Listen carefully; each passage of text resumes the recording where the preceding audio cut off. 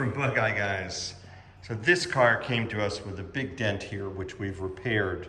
But what's really interesting to see is actually, there's more to the story here. This car is really badly blistered. Some people call this chicken skin. You can see all these blister points.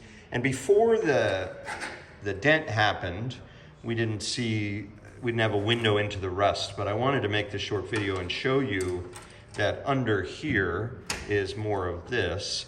And it's pretty remarkable. You would think that paint is a barrier, but of course you don't need much of a crack or an opening for moisture to travel and start wicking.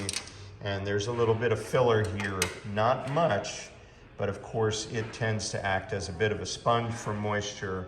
So all of this is going on under the skin of your car.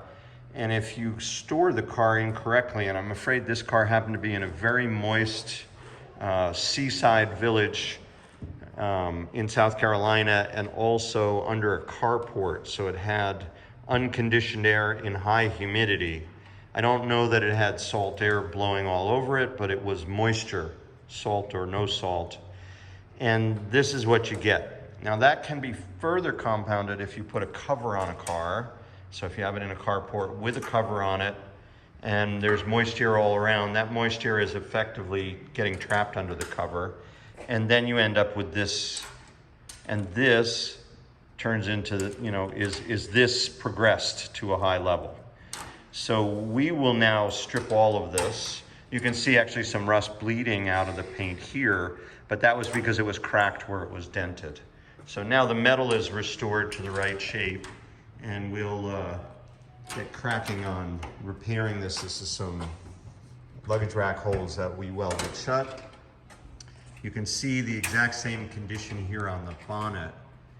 If you look closely, that's actually all of this chicken skin effect, and it's to a pretty advanced level. This is dramatically textured. I don't think I've ever seen one this bad.